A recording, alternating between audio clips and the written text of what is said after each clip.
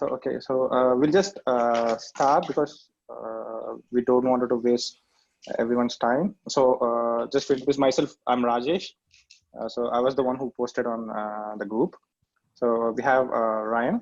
Ryan will help us to take the case forward, and he let us know like how to approach a case generally, and how to approach a case in interviews, and like he'll also give us some tips. So the bonus tips, and they'll just right away pitch in for the tip case. Once it's done, and we'll take from him and maneuver. And we also like a lot of people can also contribute when we are actually discussing, and we can even like divide the work and like it'll be like it'll not be only discussing, and you can actually apply something, so that you get some inputs from here and you go and apply something, and there is something always to learn. So that's the agenda. Once this is really good, once this session goes really well, and I have a lot of like I've narrowed on a lot of cases from Kellogg, from HBR, and a lot of schools, the real product case. Maybe we can discuss like 2 cases every week, or if we are regular, like if there are like Preeti, Chaitanya, Pink, and everyone, if they are regular, we can even discuss a case every 2 days based on the availability, so that when you get an interview, like you do not go and prepare, put your time, especially for cases, because you're already doing it here. So that was the primary purpose of forming this group and discussing all these cases. So Ryan, you can take. Cool. Yeah, my name is Ryan Siemens. I was a product manager at LinkedIn. Also got offered a job at Google, although I didn't take that, and I founded the company I'm running today. But I've done a number of case studies, as well as interviewed PMs and hired PMs on case studies. So happy to walk through this. I just have a brief overview of kind of how a couple suggestions I have for case studies. I'll talk about that for like 3 minutes. And then, yeah, happy to just turn it back over to you, and you can talk through the specific case today. I will say one thing that may be helpful, if there's a chat with this, if people want to comment and just introduce yourself of who you are, and if you're looking for a product management job, or if you have a product management job and you're just looking to change, but kind of curious, if you want to fill that in, that would be helpful. So I can show, there's a framework that I walk through to be helpful, and so I can present that, just throw it into slides really quickly. Yeah, I'll do this step one. So how to rock a product management case study. So there are four general steps that I advise when people are approaching cases. I think these are 4 questions that you want to make sure you're answering as you think through the answer you're giving to the case. And the tendency is to jump to number 4, to jump into, okay, here's my ideas for what we should do, but it's helpful to walk through all of them. So number 1, why are we doing this? You want to make sure from reading a case that you're identifying any reasons why and calling those out. As well as if there's anything missing, you want to ask questions or state assumptions of, okay, here's why I think we're doing this, and here's how I'm going to proceed. Question number 2, should we do this? Like, I understand why we're doing this, but should we even be approaching this in this way? Is it really the problem we should be solving? And you know, what are the assumptions of what people are doing? And this is really focused on time and resources, understanding if it's worthwhile for you to approach and do. Number 3, what should the goal be? So once you've said, okay, why we're doing this, we understand why we're doing this. Should we be doing this? You know, yeah, it seems worth it. Great. What should the goal be? And this especially is a place when I'm interviewing PMs, I look for clear metrics of, okay, what are you trying to accomplish? Or how do you know if this is successful? And tying that through from the why to the what. And then the last part is how. This is decision-making. These are the business requirements. This is talking about things like prioritization, validation, and making sure that you have enough resources to do things. Yeah, and so those are kind of four questions that you can walk through and think about. 3 other things that I'll say that are helpful. Sometimes people get caught up because they think there is a right answer to the case study. For the most part, there is no right answer. It's all about looking at how you think about approaching a problem. And so if you're doing a case study in the room, you want to talk out loud. And that's why asking questions, especially in the room, is important and possible, to question assumptions and to say, well, do we have this or this, and show your thinking. And finally, stating your assumptions is key, because even in a part of a case study that you may choose a different answer than the person asking was thinking of or anticipating, when you state your assumption, you say, well, here's what I'm assuming is true, and then continue on. It means that you can avoid just keeping things in your head and really put them down so that they're clear on what you're thinking about. So a few things to think about when you're approaching case studies. Rajesh, any questions or anything else we should go into with this? No questions, Ryan. So you can go forward. Yeah. Cool. Okay. Yeah. So that's a way to approach. Would you? Yeah. So I'm happy to pass it back to you, Rajesh, if you want to present the specific case study that you're covering today and wanting everyone to collaborate on. Or I'm happy to present it as well if that would be helpful. Yeah, you can present, Ryan. So not a problem. So thanks for that. Cool. So I hope that whoever in the call have the case right. I think so, because I've shared to everyone. So yeah, Ryan. So fine. So you can go forward. Cool. Okay. Yeah, I guess I'll just kind of present and talk through overall this case study and some initial ways to approach it, and then I think it'd be helpful for others to talk through specifics. So yeah, 6 hour planned case study. The problem statement: in the backdrop of COVID-19, Indian Railways wants to do away with its offline booking to avoid crowding at ticket counters. The main bottleneck the company faces is that a lot of people don't have access to the internet. One of the solutions in consideration is to allow users to book tickets by SMS. Railways want to build an automated solution that accepts SMS text messages as input, retrieves relevant details, processes payments, books tickets, and responds to the customer with booking details. So just looking at the problem statement, a couple of things that I'll call out at first, and again, related to the 4 questions we covered. When you think about the why, this case study is really clear about why. And that's really helpful, right? Because they say they want to do away with offline booking. Sometimes you'll get cases that only leave it at that. Like they just want this thing, but they've said they want to avoid crowding at the ticket counters. They want to avoid crowding at the ticket counters in light of COVID-19. So I think that's a good assumption. I will say there's a lot more we could go into, and I think as the group discusses, what are other reasons why they might want to do this, or what are other things they're not stating here? Is this because of revenues? Is this just a health concern? There's a lot of questions and things you could think about of the why.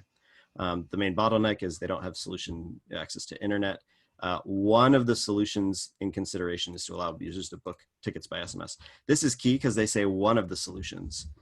So it means you could think about other solutions, or even say, this was one, but here's a couple other ideas I have, or here's a couple other things I'd want to explore.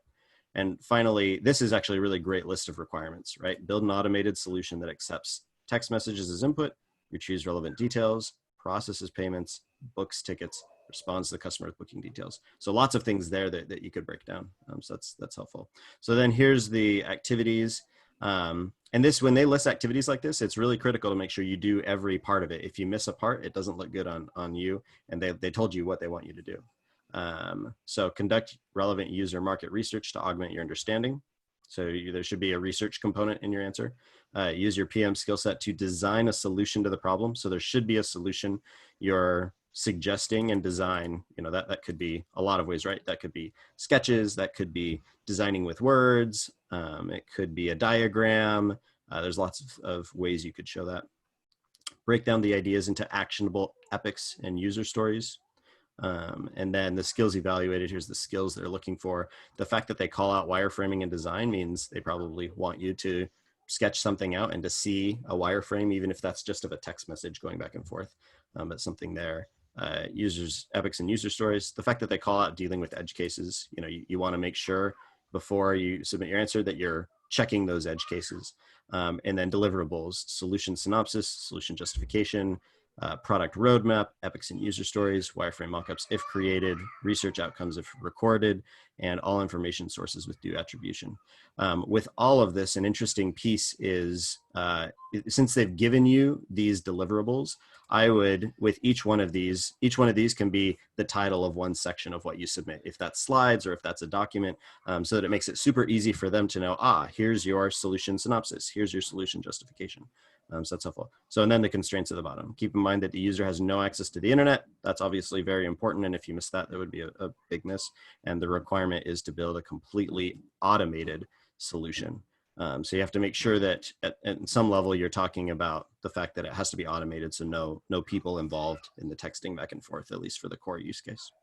Yeah, Rajesh, anything, so kind of walking through that, anything you'd add to overall as you've thought about this, or things that stand out to you as you read this case? I think like I have a couple of questions here. Like, with the activities, like we have conduct relevant user or market research, but I see that do we really need to do a user or market research, because it is for the people who has no access to the internet, or it can be to the people who have access to the internet. Like, even if I have access to the internet, I'm just a little lazy, so I can simply send a text message to the Indian Railways and I just do it. So do we really need a user or market research to understand the problem or to target some users? So what do you think, Ryan? What do you think about this? Yeah, in real life, of course, yes. For case study life, I'm fine with. There's a couple ways you could do this. One, you could talk about what user research you would do, and you could simulate answers that you would get. You'd say, here are some questions that I would ask, here's what I would do. I would go to the railway, I would watch people buying tickets, and I would approach people and say, hey, I'm with the railway, I'm thinking about designing a solution, could I ask you a few questions? And I would ask them these questions. Or say I would reach out to people who I know aren't tech savvy or don't have access to the internet, and I would text them and ask them about solution. So you could start talking about ways to do that. I'd be fine for myself when I was interviewing PMs. I'm fine with simulated data too. I just want to see how somebody thinks, and they say, cool, and here's some answers that I got. I got these 4 answers that were interesting, or here's the trends that I got. I also think if there's someone in your house you could even talk to sit down for a minute and say, yeah, how do you buy train tickets and what do you do, and record some of that. I think, bonus points to you, but I don't think you have to go out and do lots of user research for this. That said, the fact that they said 6 hours, I mean, they're assuming this is going to be a pretty in-depth answer. So you want to make sure you show that there's some sort of research. If you just said, I conducted user research, I asked some people some questions, like that wouldn't be enough. You want to show a little more depth. The other thing I'll say is that because you can simulate the answers, you could write down what you want. You could actually give answers that support your case really well and make it easier. You could say, one of the answers was this. I thought that was interesting, and so I did this. Again, this is a simulation. You're showing how you would think through a case. Fine, fine. That sounds good. So, I have one more question, and I left to the participants. And once their questions are answered, and I think Ryan, like you are free to watch we discuss, or like you're free to let us discuss. So I have one other question. The one other question is like there is already a platform to book tickets, like it is called IRCTC, just like Southwest Airlines, like So if I I see a solution that is like, I send a text message. So an agent receives a text message, and he just enters the details in the form, in the booking platform. And he just, once that is done, he'll just let us know. Like, so the solution I need to design is how the agent can see the input data, and there is an application there is a solution like where you can enter the form and enter the user details and book a ticket, and you just wanted to send a text message back with the confirmation ticket. So that's what I see as a possible solution.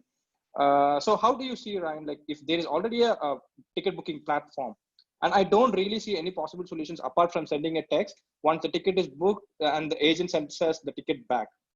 So I see this is a happy path, or this is the solution I can think of. Maybe this is too immature. I'm just trying to discover a lot of cases. But this is what I think. So I have a like this is what like I don't really see a very big problem here. So in that case, like how do I approach for another solution or different solutions? So if you can talk about this, I'll be happy to hear. And if any participant has any questions with Ryan, you can ask them. Then we can take it up from him. Like Ryan is free to like sit and listen, or like he can just let us discuss. So yeah.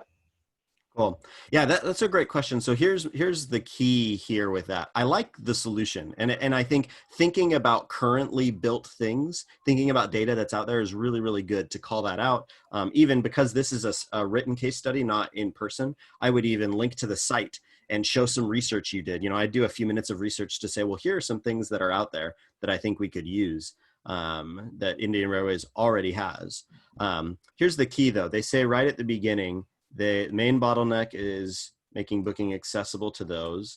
One of the solutions to allow book by SMS, they want to build an automated solution that accepts text messages as input and then does all these things. So the fact that they call it out as automated means no humans involved. And then again, at the end, the requirement is to build a completely automated solution. So you need to suggest a path to a solution that is automated, that can, so that there's no human involved, and that they could go back and forth and they could text and get a response and then text again and get a response and book their ticket in an automated way. That said, so a couple things that I really like about the solution you brought up. One, that's a really good solution that is fast to, on your roadmap to say, well, look, if our main goal is to stop crowding right now because of COVID, well, we could do that starting next week. We just need a phone number. We need to make sure the agents have access. And now we're just texting back and forth. Like that could happen really quick. And then say, and that would be a great way to get going quickly. It would be a great way to validate that this is actually going to be used. You'd hate to build an automated solution that took a long time and then no one used it. So there's some good reasons to do that. That said, in your roadmap, so as you think about, they want to see a product roadmap, that your roadmap should include moving towards automation.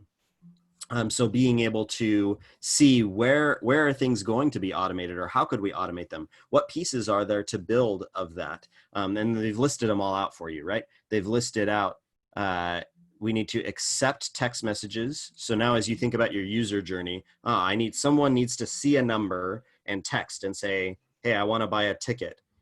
Retrieve relevant details, like how are they picking which ticket they want, or which train to buy it for, or something like that. They need to process payments, so they need to agree, they need to see an amount and process a payment. These are all now some of your stories and epics. Like payment acceptance would be a good epic here. They need to book the tickets and respond to the customer with booking details. So those things, so for me, you need to not just stop at the simplest solution because they've specifically said automated. But that doesn't mean you never list it. It just has to be either an interim step on your way to automation, or you could challenge them and say, well, look, here's how I would build an automated solution.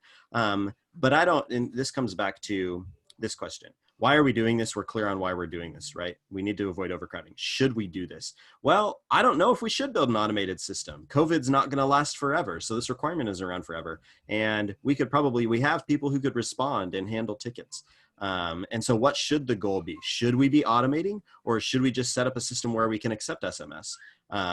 Those are good things to discuss. Make sure though that even if you think, well, it shouldn't be automated, I don't think that should be, make sure you answer the question and are clear that here's how I would build an automated solution. Otherwise they'll dock you point that they won't, they'll say, you didn't really answer the question. Does that make sense? Yeah, it does. Thanks so much. Like it was really helpful.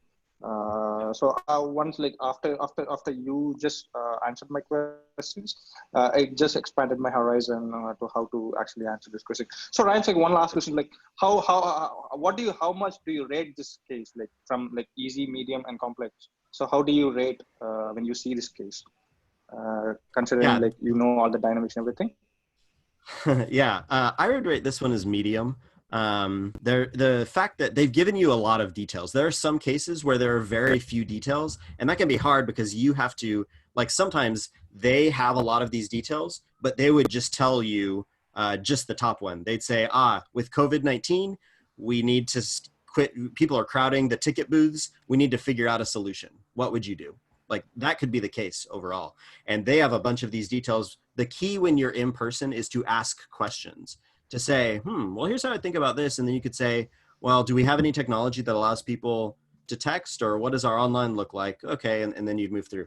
Again, the key here with case studies is to show your thinking. Again, I'll go back to this, that you want to, this is about how you think more than a specific right answer. So they just want to see how you approach product problems. How mature are you in your product knowledge? The last thing I'll say on all this is, if it's not perfect, it's okay. Like there are times in one of my Google interviews, I bombed one of the cases. Like it was bad. But it's just one of many things, and they ask hard questions to really find the edge of your knowledge. And they just say, yeah, not everyone does well in the cases, and that's okay. If you're not sure on a part, take a deep breath, smile, and keep moving forward. Especially when you're in person. Obviously, when you can write this, it's fine. You'll have time to write it and think about it. But yeah, with the writing, I think the key is to make sure you are clear about what you're saying. And the way I suggest doing that, I mean, for me, if I'm doing this case, here's how I would approach it just to start. I would immediately take these deliverables and say, great, I need to have all of these things. So I'm going to create a new document, and I'm going to say, this is train ticket SMS case study.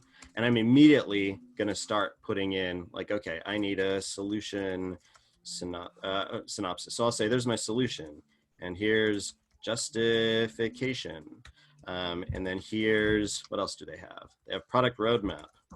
And for me, I really like to do roadmaps as a table. So I'd even just put a table in there, and I'd say, okay, cool, I've got a table. I'm going to have now, next, later for my roadmap. And now these are going to be epics in my roadmap, and I'm going to put details under there. So there's my roadmap. So you can see how immediately I'm giving myself space so that I don't forget any of these things. Because again, when they give you deliverables like this, make sure you give them something for each one. And you want to make it easy for the person reading the case. If I'm grading this case and evaluating, and I open it up and I just see immediately, oh, well, cool. Okay, I'll just read through. Headings are super helpful to be able to see what's going on. You'd have your mockups here. So those can be helpful. You could also, I will say, this is a good start. They didn't specify user journey. Yeah, they didn't specify user journey. But if you wanted to sketch one out, that would be awesome to say, well, look, I thought about a user journey. And you're going to put that in a section. That would be really cool. But make sure it's clear and well thought out. Fine, Ryan. So the more you explain, the more questions I have. So apologies for that. That's okay. No. That's why we're doing this. Keep asking. Fine. Once again, like, if we have a lot of solutions, like for what solution I can develop a roadmap, the best one for every solution. This is my last question. So please bear with me, people. So you can proceed. So sorry about that. Yeah. For sure. That's a good question, because I'd say solution. And I mean, just to show this, I might say like, hey, here's possible solution one. Or I guess here's what I'd say. I'd say like solution that I'm going to choose. And then I would say, hey, alternate solutions. And I'd say possible solution one, possible solution two. For me, going through the roadmap, user journey mockups, like all that. And let's add research here at the top.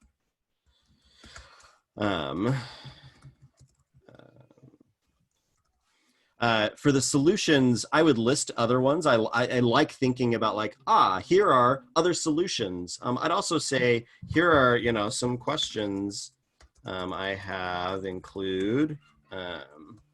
I'd list questions here as you think about, question one, question two. Again, you don't have to do this, but this is just the type of way that you can start to think about this. But you need to make sure it is clear which solution you're proposing. And then you can say justification. And you'd say, given solution X, I would do it because blah, blah, So now you're identifying and tying this thread through. Like a resume, someone doesn't want to take an hour to read and understand your case. They want to read it quickly and just go, cool, this looks great. And to be honest, what they will likely do is read through a little bit and then skim through the rest and go, okay, this, yeah, you did this. Okay, cool. Because they just want to see, like, what's the level of your thinking? Are you putting mock-ups in here of mobile screenshots and showing, SMS, or even, and there are a lot of ways you could do that. You could even do a little test on your own phone, send some back and forth with a friend, and show those as, here's the mock-up of what this could look like. Or you could also do a few of those mock-ups like this, and then just do the rest of the texting back and forth with, using just words on here, to say, hey, here's a type of text message we would accept. So those are, anyway, that hopefully that helps you understand. You can go wider on some of these parts to explore other pieces, but when you get down to the solution, I would only do one, unless there's two. Again, another way could be if there's two really compelling ones and you have time in your 6 hours and you really want to go deep in another one, you could do a second roadmap. You could say, actually, let's explore this other solution. Here's what I would do for that one, because it's so different. It would be a different type of solution, and here's the desktop interface that the ticket agents would use, and you could go into that. So, Sarah, I think you had a. So thank you so much, Ryan. Yeah, you're welcome. It's fun to talk about. These are fun things to talk about. Sarah, you had a question. So participants like you. Yeah, well, so thank you first for organizing this. This is great. So my question was around, this case study I feel is very focused on solutions, unlike other ones that I've seen that are more focused, like on goals and thinking how you would approach something. So would you think that, or how much do you think they're waiting to see how the solution works? It's like this process in payment, this is how it goes here, and then the text message does this, and this is how the payment process works. Like, how technical are they? Like, is a case study like this expected? Yeah, that's a great question, and I agree with you that a lot. Again, more case studies I've seen are very wide. Like, hey, tell me, how do you think about problems, and how would you approach this problem? And then then at the end they would say, okay, you can. Tell us a solution that you would generate for this, which is helpful. For this one, because they list, again, I just keep coming back. I think this deliverables part is key in this case study. The fact that they list the solution synopsis, the justification, the product roadmap, the epics and user stories. This is not, at least in ones I've seen, this isn't very common to get that detailed and to do the wireframes and mockups necessarily. But the fact that they list epics and user stories, so for me, when I'm doing this, I think, you're going to give some research for a paragraph or two. You're going to talk about an overall solution, justification, the product roadmap. And then we didn't talk about, the epics plus user stories. They're going to want to see, how do you break this down? And, so for this one, if you had, let's say you had, payment, let's do payment as an epic, that like, hey, I have to take payment. So then, whatever way you want to do stories, if you want to use a traditional model as user X, I would do Y, that's fine. But then I would just start listing, well, what are all the things that I need to do for payment? Like accepting payment, charging phone bill, and start listing all those things, and then we clean that up and put that into whatever user story you want to put in. But I agree with that question, that I think they're looking, because they've been so detailed in this, they're probably looking more for solutions, detailed solutions. That's not always the case though, as you pointed out with case studies. So. Thank you. Yeah. Anyone else have a question? Hopefully this has been helpful. So. Yeah, it does. Yeah, it's been very helpful. It's good. It's great. Good. Hi Ryan. I have a quick question about breaking it into user stories and epics. If not for the case study, even in real life, how much did you use, or do you use your journey map to break it into user stories and epics? Yeah, great question. So yeah, I'll put on my real life hat for a second. In real life, again, in real life, if I'm advising a company doing this, the fact that they're like, we want to do an automated solution. I think, Rajesh, your initial feeling was like, okay, I would say, cool, let's slow down for a second and let's mimic that solution. Let's iterate into that solution. Let's talk about, well, what's the easiest way we could start taking this, even if it doesn't scale very well at the moment? Because unless there's some technology we have that's going to allow the chatbot back and forth with an SMS, which there may be. I mean, that's one other piece of this for the research that would be, I would at least write down, again, you don't have to do all the research, but I would research what technology is already out there to allow SMS payment, SMS chatbot type things. There may be a technology we can just leverage and will get us this. But when it comes to the stories, you know, when you actually get into this, I would use the user journey because it's easy to generate a lot of stories and then start prioritizing those. And once you get into solutioning, it's easy to forget all this stuff at the top. The overview, the research, why we're doing this, what our goals are. And yeah, even with this one, now that I'm looking at this research, and I would say like, why are we doing this? Actually, I'd put this in the overview. I'd say overview. Why are we doing this and what is our goal?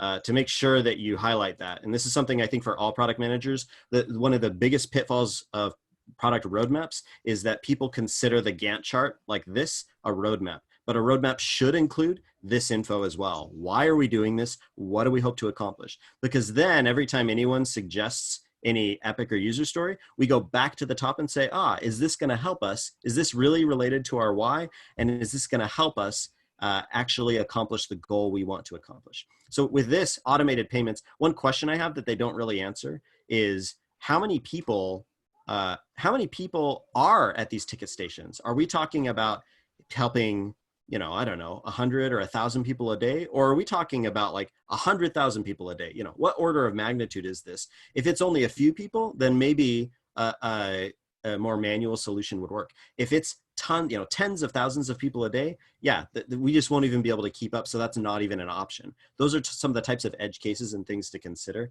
And if it is, say, assume we're getting 100,000 people a day who need to buy tickets. You know, okay, if we were going to do that manually, that's a lot. You know, suddenly we need to hire 100 people just to text back and forth all day long. That's going to be a lot of work.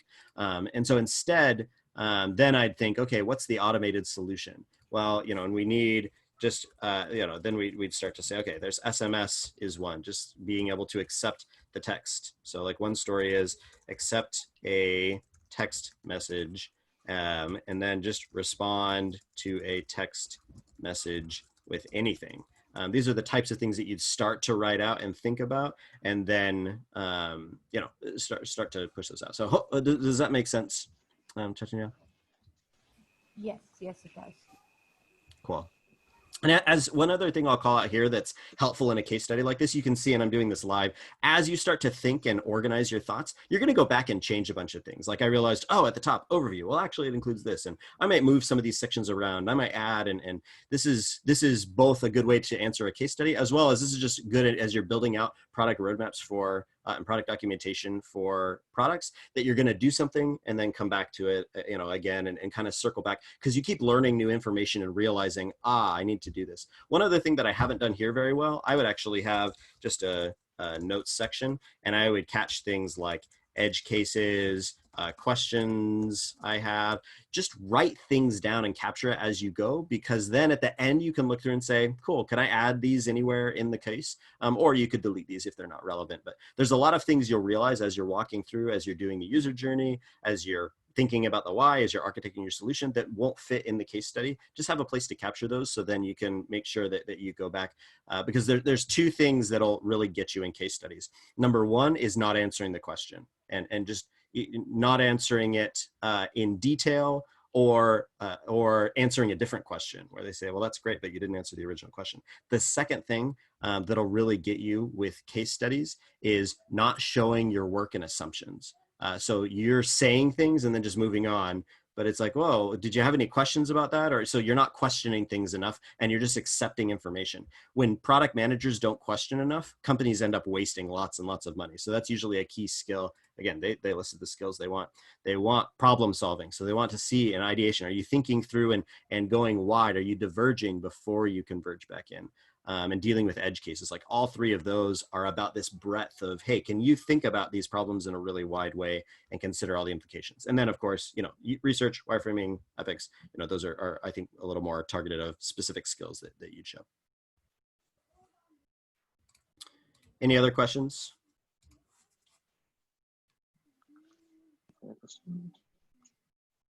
Okay. I think so. Thank you so much, Ryan, for taking the time. It was really, really helpful. So with all your inputs and your experience, and I just like you just must like dig very deeply. Like it was really helpful. So thank you so much. So yeah. So how about the people discuss?